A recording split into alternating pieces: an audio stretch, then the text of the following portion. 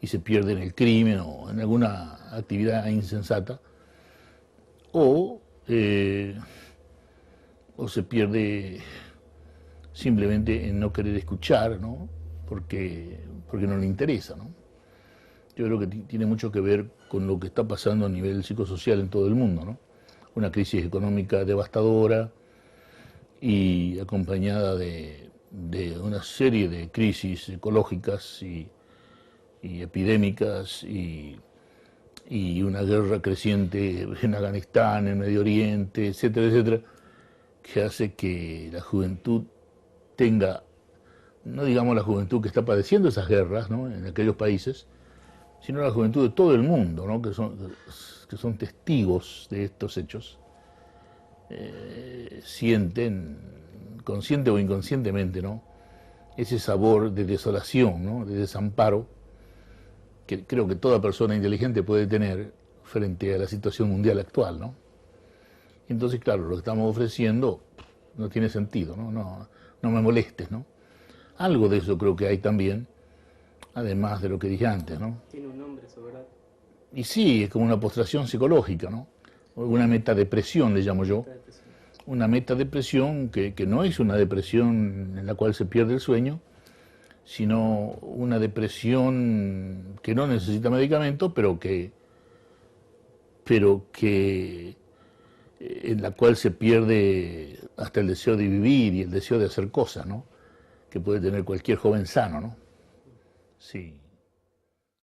Sumado a esta desconexión con la naturaleza del pensamiento, con cómo funciona el cerebro, generalizada, parece haber en realidad una desconexión con la realidad en general que hace que mucha gente niegue que las cosas estén tan mal, ¿cierto? Y mucha gente nos habla de que todo está bien. Ah, claro, claro, claro. La moda del pensamiento positivo, ¿no?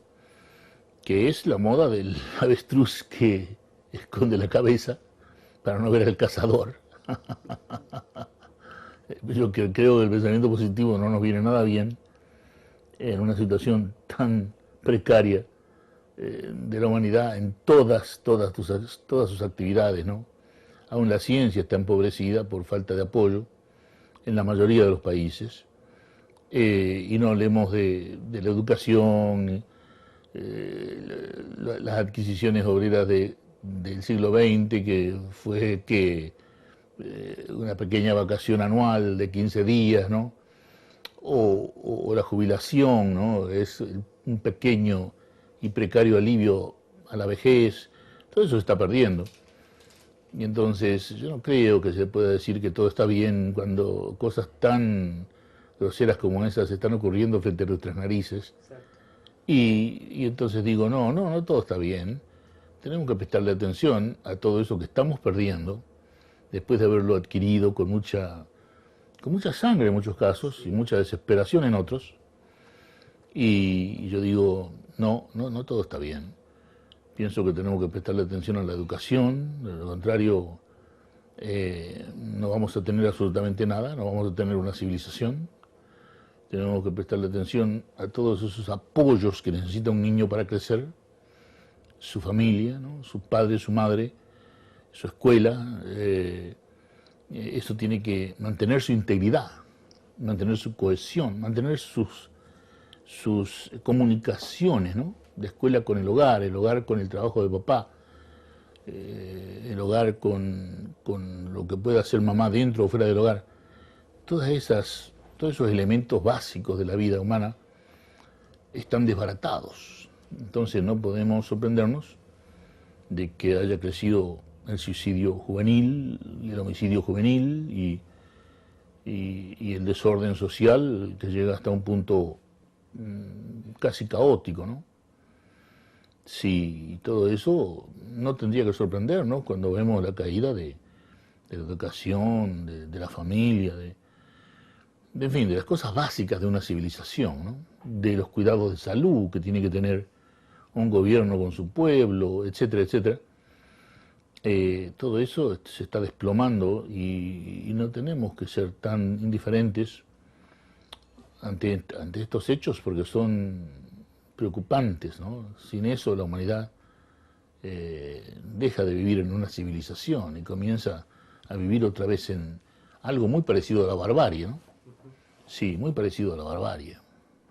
Entonces, cuando se comprende, me parece a mí, o más bien lo veo, cuando se comprende el valor de la percepción unitaria en términos de regeneración individual y social, se ve la urgencia, ¿no es cierto? La urgencia en que se conozca y se difunda, y vemos que esto no es tan fácil, ¿no? Ah, no. Porque hace más de 30 años que venís hablando, y hablando no de algo conocido, sino de algo desconocido, que forma parte de una revolución científica, que por la historia sabemos que tardan tiempo en penetrar, ¿no es cierto?, en la humanidad. Copérnico, 1600 años para ser aceptado en la universidad. 1600 años. Es decir, es sorprendente, ¿no? Cuando uno hace los cálculos históricos en años, cómo puede haber ocurrido algo, todo lo de Copérnico, ¿no? Que fue una gran revolución científica, que haya ocurrido tan lentamente la introducción de Copérnico a la cultura. Y da la impresión de que podría ocurrir lo mismo con esto, pero esto, claro, sería trágico porque yo creo que no existe ya mucho tiempo para que se llegue a un punto de no retorno en los terrenos ecológico, militar, epidemiológico, en esos terrenos básicos, ¿no? Podemos llegar a un punto de no retorno, ¿no? Sobre todo en lo ecológico, ¿no? Económicamente ya sabemos que hay una crisis, podemos decir, mortal en todo el planeta y que puede durar más de una generación, lo cual en sí es una tragedia, pero también al mismo tiempo hay un problema ecológico serio que no está siendo abordado sensatamente, epidemias nacientes, epidemias viejas como la tuberculosis que se ponen peor, y parece que en todos los terrenos de la actividad humana hay un colapso, ¿no? Entonces tenemos que no preocuparnos, pero sí ocuparnos, ¿no?, de todo esto, y pienso que la percepción unitaria nos va a ayudar. ¿Por qué? Porque precisamente la percepción unitaria es el funcionamiento completo de la corteza cerebral. Y por cierto que un elemento de la neurofisiología tan importante va a colaborar en la solución de todos estos problemas, ¿no? Pienso, por ejemplo, que sin paz todo lo que hagamos va a ser más desastre. Y no creo que la paz pueda llegar a nosotros de manera verdadera, no como una idea, sino verdaderamente estar en paz sin percepción unitaria. No creo que sea posible. Entonces, por eso, con la percepción unitaria y la paz que nos trae, entonces sí, yo creo que vamos a poder abordar más eficazmente todos estos serios y múltiples problemas humanos de una manera no revolucionaria sangrienta, ¿no? De una manera no sangrienta, de una manera pacífica, de una manera sensata y científica. Todos los problemas humanos se pueden solucionar en relativamente muy poco tiempo, ¿no? Y cuando digo esto quiero decir en meses, no se necesitan años para solucionar los problemas de la humanidad. Se pueden solucionar en meses, ¿no? Con medidas adecuadas y un consenso, sobre todo científico, político y económico, lo cual parece que en este momento estuviera muy lejano, pero insisto que si contemplamos los problemas que nos aquejan, se puede acelerar ese consenso, ¿no?, científico, económico y político para abordar estos problemas sensatamente, ¿no?, y solucionarlos de una manera definitiva en relativamente muy poco tiempo. Solamente con un profundo cambio psicológico, ¿verdad? Sí, que es la percepción unitaria, ¿no? En donde cae esa fuerza de la hipnosis, Sí. en donde cae la estupidez, ¿no es cierto?, Termina la hipnosis y la estupidez de la búsqueda de provecho, ¿no? Por ejemplo, la búsqueda de provecho, ¿no? Ahora que estoy en Buenos Aires, vuelvo a ver esa famosa discoteca, ese famoso boliche, que es nada más que un símbolo, ¿no?, de la estupidez, ¿no?, que es prácticamente ver cómo los niños entran a fábricas de alcoholismo, ¿no? A consumir alcohol, ¿no? Y yo digo, caramba, los padres no se preocupan que sus hijos estén yendo a una fábrica de alcoholismo, ¿no? Al contrario, es esperable. Es lo que se espera, ¿no? La expectativa es que lo hagan, ¿no? Bueno, a mí me parece trágico, rotundamente trágico, ¿no? Porque el alcoholismo es algo que va a ocurrir mucho más fácilmente si mantenemos ese tipo de entretenimiento sin ningún tipo de regulación. Me parece catastrófico realmente, ¿no? Y es nada más que un ejemplo, porque allí florece la droga, allí florece la enfermedad venérea, el alcoholismo, que en sí mismo es una tragedia. Entonces, no puede una sociedad ofrecer a sus jóvenes formas diferentes de entretenimiento, ¿no? En forma de deporte, en forma de juegos, en forma de bailes que tengan una naturaleza más sana, ¿no? Lo que sea que pueda hacer un joven, ¿no? Varón y mujer, ¿no? No se podría hacer de una manera más sana, más sensata. Yo pienso que rotundamente sí, ¿no? Si dejamos el provecho en su lugar y le prestamos más atención cariñosa, devota al joven en sí, ¿no? Que es el que va a heredar una sociedad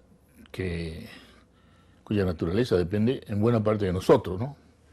Nosotros la hicimos, nosotros la podemos rehacer.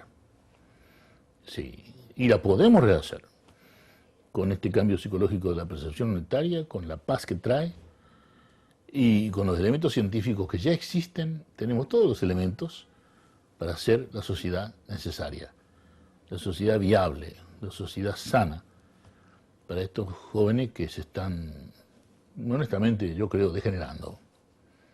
Sí. Rubén, en medio de este colapso rampante en todos los campos, ¿cómo ves la difusión de la psicología holokinética y su intento de entrar seriamente en la universidad y qué problemas, qué obstáculos se presentan? Los problemas van a ser inevitables, como cualquier empresa cualquier empresa nueva tiene problemas. Pero yo tengo mucha esperanza y mucho optimismo porque estoy viendo en México, donde estamos trabajando con el Centro de Psicología Holokinética, que a pesar de que hay muchas vueltas legales para poder entrar a la cultura con una maestría, por ejemplo, estamos al borde de conseguirlo, ¿no? A fines de 2009 ya falta escriturar un edificio y falta cosas así de tipo técnico-legal que son pequeñas, ¿no? Comparado con los beneficios que van a traer. Y hay mucha gente interesada, están haciendo otro centro de psicología holokinética en Barcelona, en Dublín, muy pronto en Buenos Aires, como hemos hablado contigo, en Saltillo, México, en Mexicali, México, etc.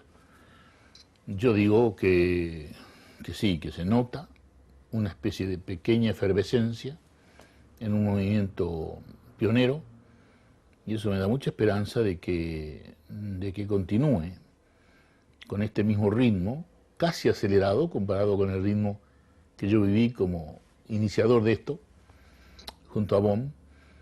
Es casi inesperada la celeridad de los acontecimientos, ¿no?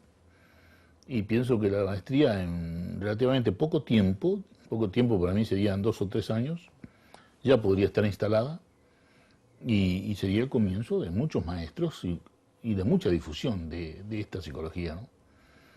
Así que sí, soy optimista en cuanto a la difusión de la psicología holokinética, porque veo gente como tú, un hombre de 22 años, que ya eres profesor de la Academia Internacional de Ciencias en Psicología Holokinética, y otros profesores que tú conoces, que tienen una edad no tan joven como tú, pero creo que eres el más joven, ¿no?, de los profesores. Otros profesores que son menores de 30 años, y entonces le veo futuro, le veo posibilidad, le veo esperanza, ¿no?, al movimiento en sí de la psicología holokinética.